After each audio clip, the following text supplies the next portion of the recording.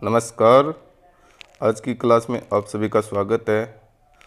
आज की क्लास में हम अनुपात विश्लेषण वाले अध्याय में जो हमने अनुपात देखे थे, जैसे तरलता अनुपात है, शोधन क्षमता अनुपात है, क्रियाशीलता अनुपात है, लाभदायकता अनुपात है, विनियोग विश्लेषण अनुपात है, तो उनका हम एक एक अध्ययन करने वाले हैं। और आज की क्लास में हम तरलता अनुपात का अध्ययन करेंगे कि तरलता अनुपात में कौन कौन से अनुपात आते हैं तथा उनके प्रश्न है वो किस प्रकार से हल किए जाते हैं।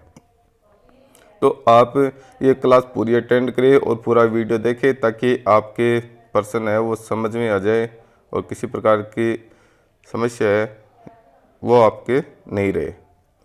देखिए, अनुपात विश्लेषण के जो वर्गीकरण है, अनुपात कौन कौन से हैं, उसके लिए हमने पिछली क्लास में बताया था कि अनुपातों में कौन कौन से अनुपात आते हैं, तो वो आप ज़रूर देखें। उसका लिंक है वो आपको नीचे डिस्क्रिप्शन में मिल जाएगा।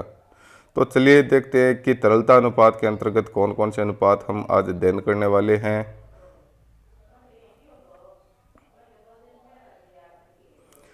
देखिए, तरलता अनुपात के अंतर्गत हम दो अनुपातों का अध्ययन करते हैं, चालू अनुपात और तरल अनुपात। ठीक है, पहले अनुपात शुरू करने से पहले मैं एक चीज़ बता देता हूँ। आपकी स्क्रीन पर दिया गया है कि हमारी जो बैलेंस शीट है, उस बैलेंस शीट को हमने टोटल एसेट्स और टोटल लायबिलिटीज दो भागों में बांटते हैं। अब टोटल एसेट्स में क्या क्या शामिल होता है, तो टोटल एसेट्स में non current assets plus current assets बराबर टोटल एसेट्स होता है। यानी नॉन करंट एसेट्स को हम और करंट एसेट्स को जोड़ देते हैं तो टोटल एसेट्स आ जाती है। इसी प्रकार से लायबिलिटीज साइड की बात करते हैं तो share holder fund, non current liabilities, current liabilities को जोड़ते हैं तो टोटल लायबिलिटीज आ जाती है। और टोटल एसेट्स और टोटल लायबिलिटीज दोनों आपस में बराबर होते हैं। तो जब हमें टोटल एसेट्स या टोटल लायबिलिटीज दी गई है और उपरोक्त में से कोई मद जैसे non current assets, current assets, share holder fund, non current liabilities, current liabilities में से कुछ मदें दी गई और कुछ मदें ज्ञात करनी हो तो हम ज्ञात कर सकते हैं।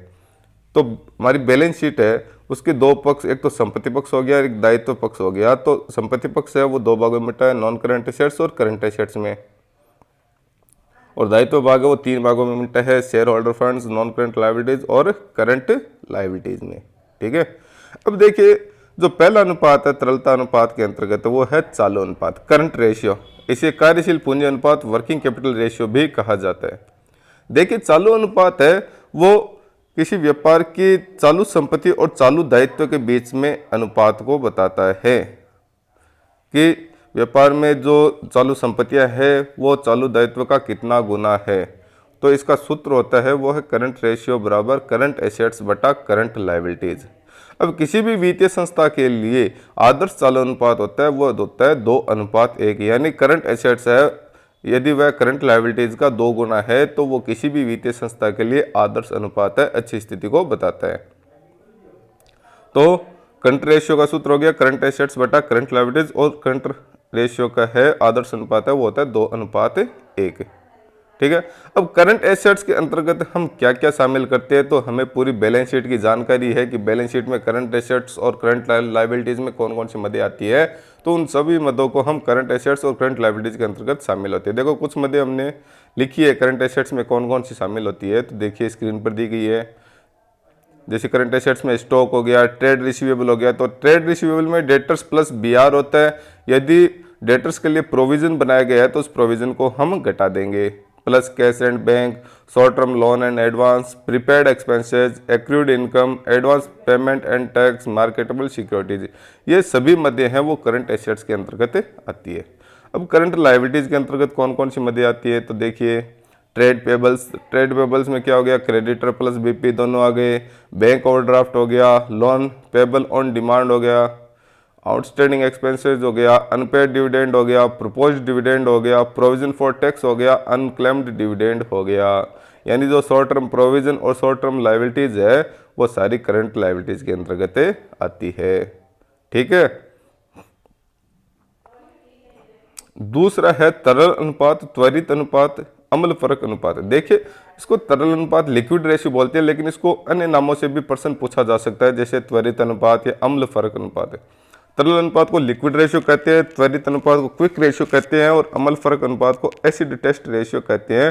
तो अगर इन तीनों में से किसी नाम से प्रश्न आता है तो हमें वो तरल अनुपात के अनुसार ही हल करना होगा। देखिए लिक्विड रेशियो का सूत्र आपके सामने लिखा है, लिक्विड रेशियो बराबर लिक्विड एसेट्स बटा करंट लायबिलिटीज।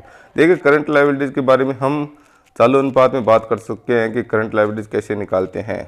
लिक्विड रेशियो का आदर्श अनुपात होता है वो होता है 1:1, यानी जो किसी वित्तीय संस्था की लिक्विड एसेट्स है वो लिक्विड करंट लायबिलिटीज के बराबर है तो वो किसी भी वित्तीय संस्था की आदर्श स्थिति होती है। और चालू अनुपात के लिए आदर्श स्थिति होती है 2:1, जबकि तरल अनुपात में आदर्श स्थिति होती है 1:1। अब लिक्विड एसेट्स कैसे निकालते हैं? तो लिक्विड एसेट्स में हम उन्हीं संपत्तियों को रखते हैं जिनको हम तुरंत नकद में परिवर्तित कर सकते हैं। तो कुछ मदों को हम करंट एसेट्स में से घटा देते हैं तो लिक्विड एसेट्स निकल जाती है। अब कौन कौन सी मदियाँ घटती है वो देखिए आपकी स्क्रीन पर लिखी हुई है। लिक्विड एसेट्स बराबर current assets minus prepaid expenses और माइनस स्टॉक, यानी जब हम प्रीपेड एक्सपेंसेस और स्टॉक को छोड़ देते हैं और बाकी जो सभी संपत्तियां हैं चालू संपत्तियां वो सभी लिक्विड एसेट्स कहलाती है। अब नीचे एक चीज़ और मैंने लिखी है कि वर्किंग कैपिटल बराबर current assets minus current liabilities, यानी कार्यशील पूंजी है वो कैसे निकालते हैं कि चालू संपत्तियों में से चालू दायित्व घटा देते हैं तो कार्यशील पूंजी वर्किंग कैपिटल बचती है। ठीक है, अब चलिए इसके 2-3 सवाल देखते हैं। देखिए आपकी स्क्रीन पर एक सवाल दिया गया है कि निम्नलिखित सूचनाओं से चालू अनुपात की गणना कीजिए।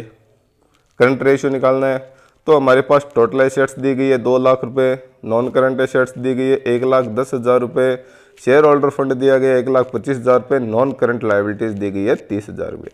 देखिए मैंने अभी ऊपर बताया था कि एक बैलेंस शीट है उसमें 2 पक्ष होते हैं, लायबिलिटीज साइड और एसेट साइड। लायबिलिटीज साइड को हमने 3 भागों में बांटा था, share holder fund, non current liabilities और करंट लायबिलिटीज। इन तीनों का जो जोड़ है वो टोटल लायबिलिटीज के बराबर होता है। और एसेट्स साइड है उसको हमने 2 भागों में बांटा, नॉन करंट एसेट्स और करंट एसेट्स। उन दोनों की जोड़ है वो टोटल एसेट्स के बराबर होती है और टोटल एसेट्स बराबर टोटल लायबिलिटीज होती है, ये आपको पता है।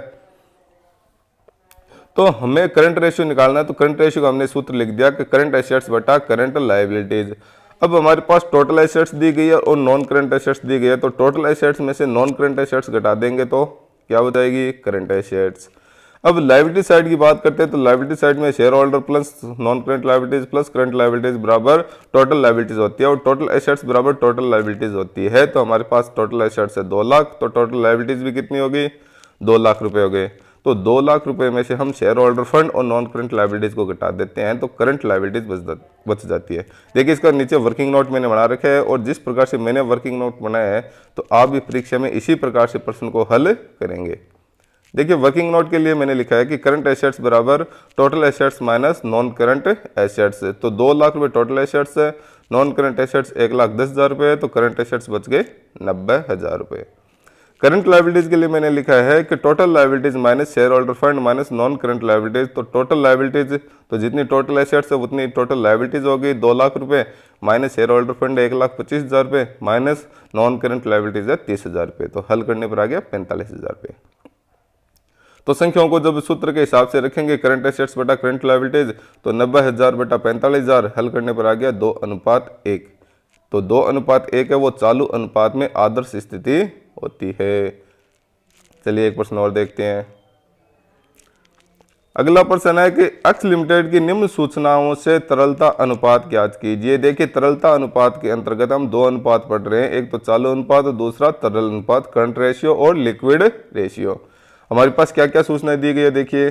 बैंक ओवरड्राफ्ट है वो 50,000 रुपये, प्रपोज डिविडेंड है वो 30,000 रुपये, प्रोविजन फॉर टैक्स है वो 80,000 रुपये, एडवांस इनकम टैक्स है वो 60,000 रुपये, ट्रेड पेबल है वो 2,40,000 रुपये है, रेंट पेबल है वो 20,000 रुपये, डिविडेंड पेबल है 60,000 रुपये, मार्केटेबल सिक्योरिटीज है 80,000 रुपये, स्टॉक 7,80,000 रुपये, ट्रेड रिसीवेबल 3,60,000 रुपये और कैश 1,60,000 रुपये। देखिए सबसे पहले तो हमें इनका वर्गीकरण करना आना चाहिए कि कौन सी मद तो करंट एसेट्स में जाएगी, कौन सी मद है वो करंट लायबिलिटीज के अंतर्गत जाएगी। देखिए बैंक ओवरड्राफ्ट है वो करंट लायबिलिटीज में जाएगा, प्रपोज डिविडेंड है वो भी करंट लायबिलिटीज में जाएगा, प्रोविजन फॉर टैक्स है वो भी करंट लायबिलिटीज में जाएगा, एडवांस इनकम टैक्स है वो करंट एसेट्स में जाएगा, ट्रेड पेबल है करंट लाइबिलिटीज़ में जाएगा। रेंट पेबल है, करंट लाइबिलिटीज़ में जाएगा। डिविडेंड पेबल है, वो भी करंट लाइबिलिटीज़ में जाएगा। मार्केटेबल सिक्योरिटीज़ है, वो करंट एसेट्स में जाएगा। स्टॉक है, वो करंट एसेट्स में जाएगा। ट्रेड रिसीवेबल है, वो भी करंट एसेट्स में जाएगा। और कैश है, वो भी करंट एसेट्स में जाएगा। तो देखिए ऊपर हमने जब करंट एसेट्स में करंट रेशियो के अंतर्गत करंट एसेट्स और करंट लायबिलिटीज की बात की थी, तो मैंने लगभग मदें हैं वो ऊपर लिख दी थी कि कौन सी मदें हैं वो करंट एसेट्स के अंतर्गत आती है और कौन सी मदें हैं वो करंट लायबिलिटीज के अंतर्गत आती है। तो आप उनको एक बार ध्यान से जरूर देख लें। देखिए अब इसमें हमें करंट रेशियो भी निकालना है और लिक्विड रेशियो भी निकालना है। तो करंट रेशियो का सूत्र मैंने लिख दिया है कि करंट रेशियो बराबर करंट एसेट्स बटा करंट लायबिलिटीज।